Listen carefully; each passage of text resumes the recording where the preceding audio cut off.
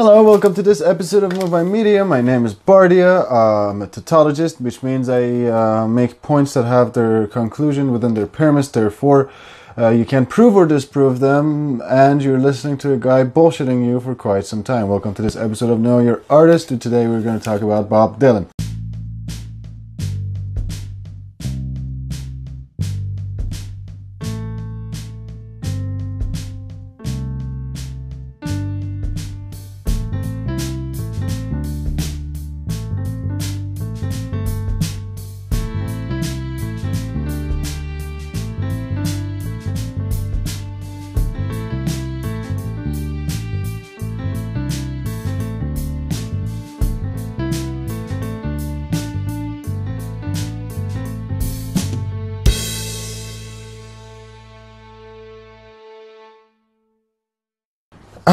Bob Dylan is a big person.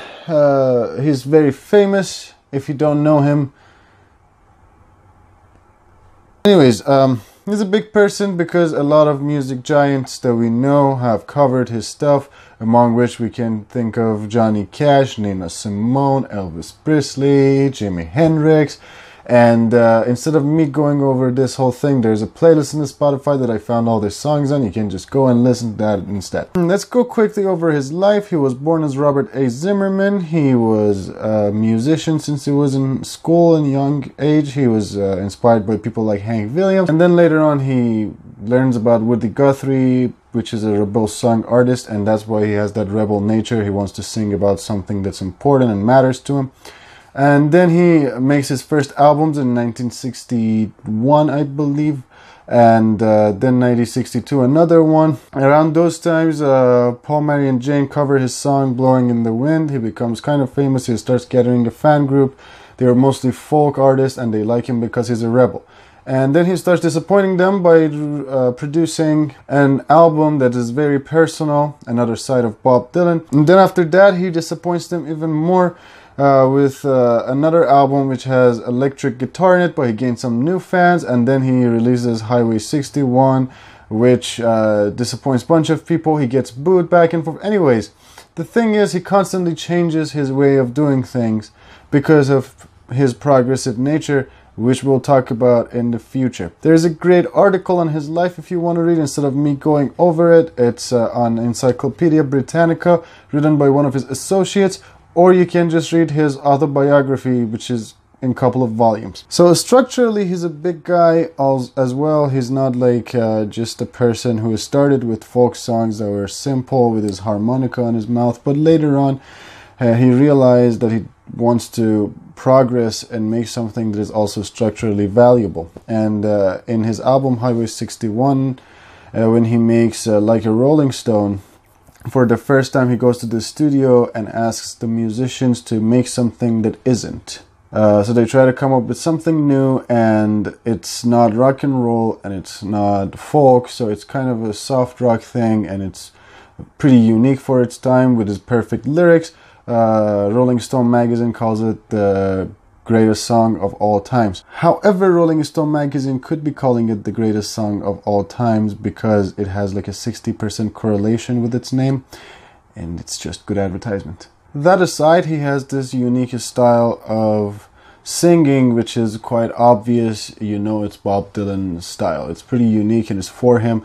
Therefore, structurally, his music is quite valuable. There's another awesome YouTube video by Polytonic on musicians making fun of Bob Dylan, which I suggest you watch. It's about how unique and obvious his style is and why everyone can easily mock him. I listened to Bob Dylan for quite some time, but I never really understood him. Not until I moved to the United States, and when I moved here and then I listened to him, then I understood what he's talking about. So he is really a person that makes a lot of sense inside the United States of America because of a lot of his works, especially his rebel songs, are directly criticizing United States foreign affairs or domestic affairs, foreign policy, hypocrisy, aristocracy and stuff like that. In his songs, conceptually, he uses logos, pathos, and satire to convey his point. Logos is logically, he directly says what he means. Pathos is that he emotionally tries to convey his point and get you to empathize with his cause. Satire is just him making fun of all those things. So yeah, he has those personal songs where he talks about religion or his personal life or romantic life, and those are also good too. But in this video we're going to mostly focus on his socio-political stuff, and I'm going to break them down to 3 different pieces. One of them is a critic of capitalism and aristocracy. Another one is a critic of progress and American civilization, and the last one is going to be a critic of racism.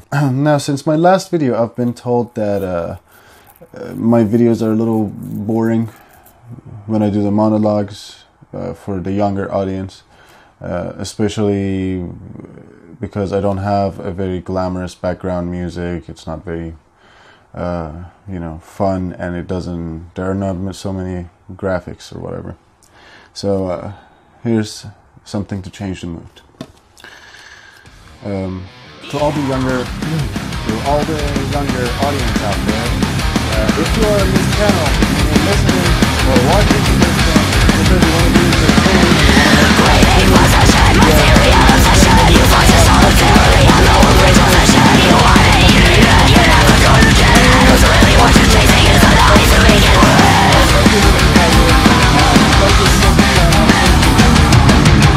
And that was for the younger audience. For most of the history, the GDP of the world didn't grow that much. It was always the same. Think of our economy as a piece of pie, and that whole piece of pie is called the GDP.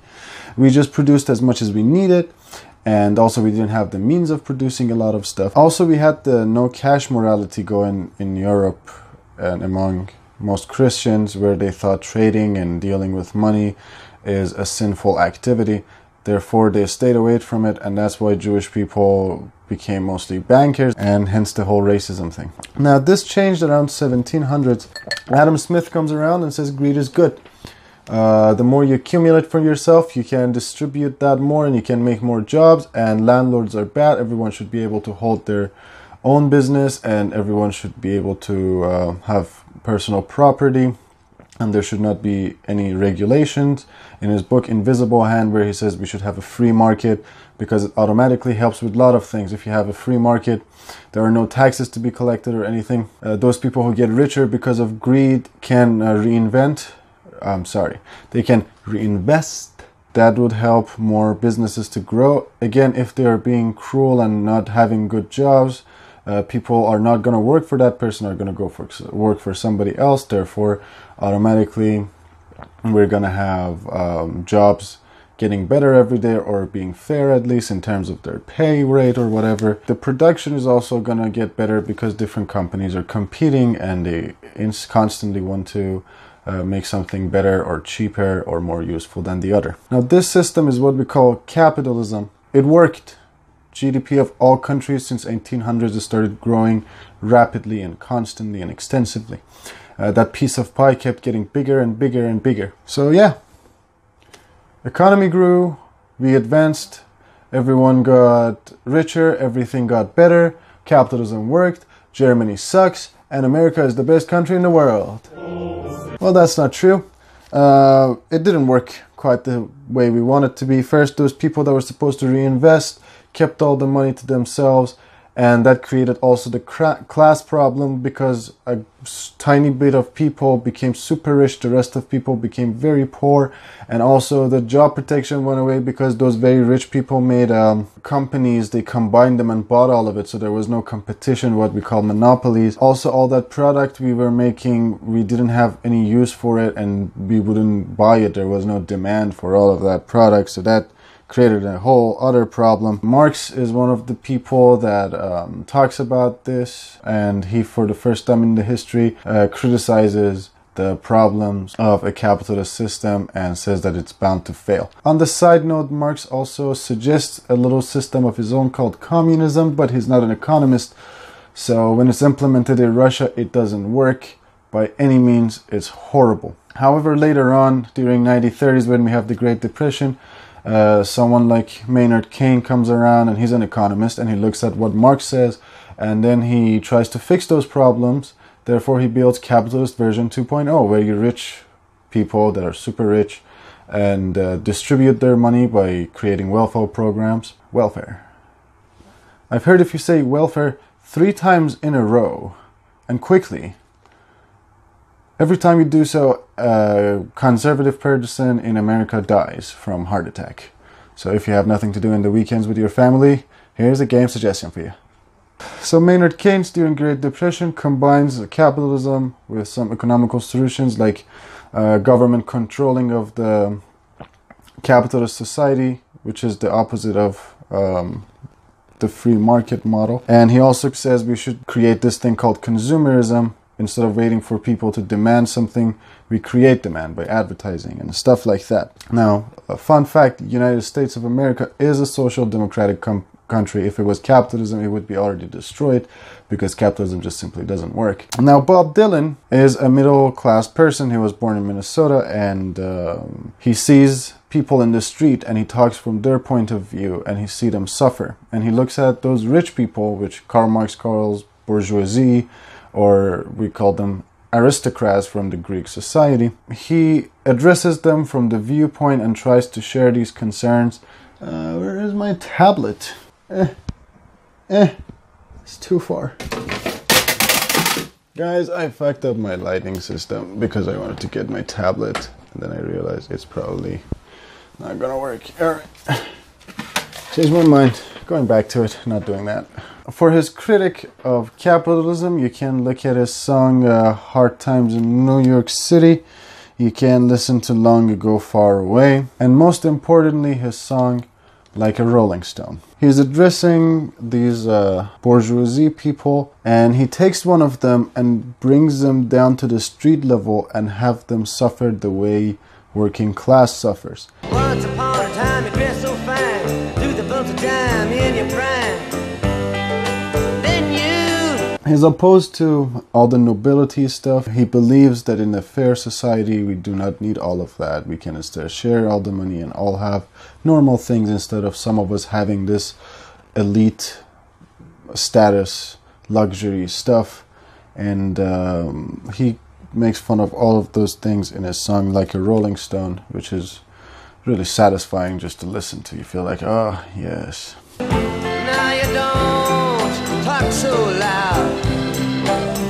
Now you don't seem so proud. Now, listen to this song. It's called Maggie's Farm, another song by Bob Dylan. It's really interesting. He puts himself as a place of a worker in a capitalist society. He has a very small place.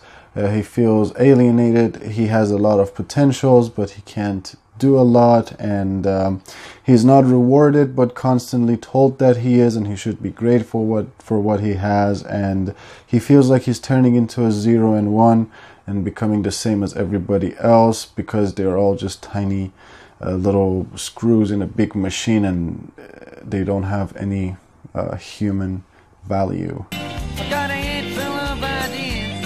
It's driving me insane. It's a shame the way she makes me scrub the floor. All of that taken into account, it makes it obvious why Bob Dylan would refuse to get a Nobel Peace Prize or attend that ceremony, because he was never about nobility or high class stuff. Second thing he talks about is civilization, progress, and hypocrisy in the United States. When we talk about civilization, we are usually proud of it, think that we are civilized, and that makes us great. America especially says that I have all this power, like a Spider-Man, and with great power comes great responsibility. Therefore, I have to go to Iraq and save people there. I have to go to Vietnam and save those people. I have to go Hiroshima. Because America is just this great Superman that goes around the globe and saves everyone. Let's look at Bob Dylan's God on Our Side. But I learned to accept it with pride. For you don't count the dead when God's on your side. So America, that was originally a secular country. It was based on separation of church and state. Later on becomes this moral country that claims we are one nation under God and God's on our side. We have God on our side, and whatever we do is holy and awesome. And then Bob Dylan contrasts those type of sentiments with all the atrocities of the United States, all the different wars, different genocides that the United States took part in. And finally says, if we are really moral, I hope that this morality could just help us not fight instead of fighting for good, the better good, or things like that. Another point that Bob Dylan makes is about progress. America was originally built as a progressive country. It did all the things that other countries didn't dare to do. It tried all the new things, all the weird things, and the constant progress turned us to what we are today. We have Google and all these big companies, not capitalism, progressiveness. Without this progress, we would be cavemen. So progress is really important. However, there are a bunch of people who are not okay with progress, and they think everything should be the way it is, or it was, even worse. They are called conservatives, and in America they are called Republicans. Now, conservatives are people that usually have a benefit in the way things are. For example, you have an oil company and you don't like to invest in new technologies that are like good for the environment because you would lose personal benefit. Or you're just old or suffer from having very tiny balls. Now, Republicans are the same creatures, but they're also rich, old, and white, and male. We had conservatives in the United States since the beginning of time. When we wanted to create a federal government, they freaked out. When we wanted to build civil rights, give citizenship rights to black people, they freaked out. When we had gay marriage legal, they freaked out. When we wanted to implement a new economic system, they freaked out. When we give people health care, they freaked out. When we wanted to give women rights, they freaked out.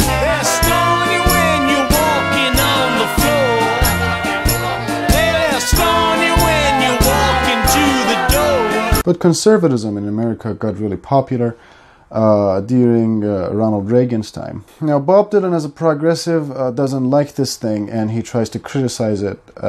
Most obviously, in his song, "Times They Are Changing." And don't criticize what you can't understand. Now, here's a disclaimer. This part of my program might be offensive to certain people. We want to talk about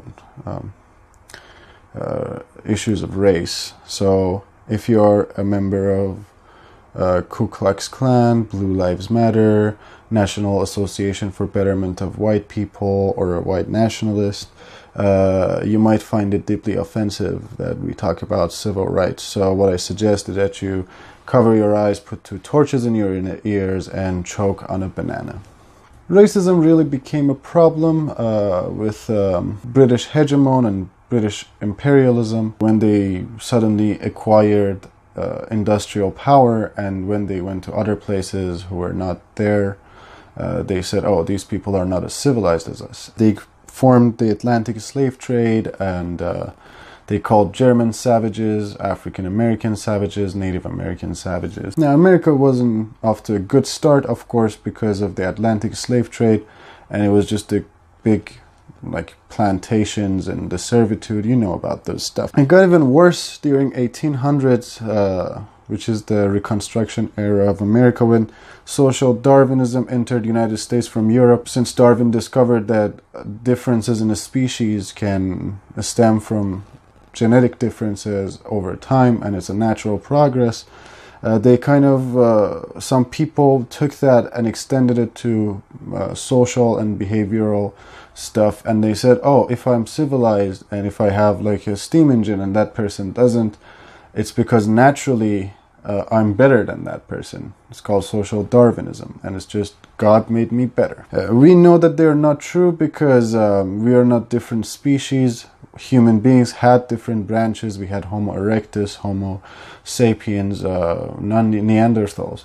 but Homo sapiens kind of took over all of those, and all of us were starting from Africa. So if you have a white skin, you were originally black millions of years ago. Over the years, your skin adapted. So also genetically, we are 99.9999999% similar. So we know that the social Darwinism is bullshit. Also, we know that social behaviors stem from development and culture rather than other things. For example, if you adopt a baby from China and put him in the American high school education system, my theory is that regardless of whether he was originally born with Chinese genes or not. Also, the problem with racism is that you're keeping half of your workforce, half of your intellectual force, a big group of different people who can contribute to society for its betterment and make it grow. You're just keeping them down by oppressing them, which is just an unhealthy practice. Now, America persistently refused to let go of this racist practice, along with many other terrifying practices like sexism. Lincoln tried to give African Americans the citizenship right, and he did so by a whole war. That didn't, however, completely get rid of racism. We then had poll taxes, where L.B. Johnson came and said, hey, let's not do that anymore. Please, people, don't be racist. After that, we had Jim Crow laws. Then Martin Luther King comes around and he's like, guys, please just stop being racist. We need to not do this anymore. This is 1950s. And then we started to have the mass incarceration as a slavery version 2.0, where we put all the black people in big buildings and have them work for a cent an hour. And instead of calling them slaves, we called them prisoners. We made some progress since that time, like especially since Donald Trump became president. We've managed to bring back voter suppression of black people by implementing IDs, not having them vote. We also have like our police force as the new Ku Klux Klan. And we also just have a new whole Ku Klux Klan thing, which our president calls fine people. So, a lot of progress in America today. Now let's look at Bob Dylan and how he criticizes the problem of race in America in one of his earliest songs, Blowing in the Wind. How many roads must a man walk down before you call him a man? So, what this song means to me is that the answer is so simple. We should just not really be racist. It's an idiotic thing to do. The answer, my friend, is blowing in the wind. It's right in front of you.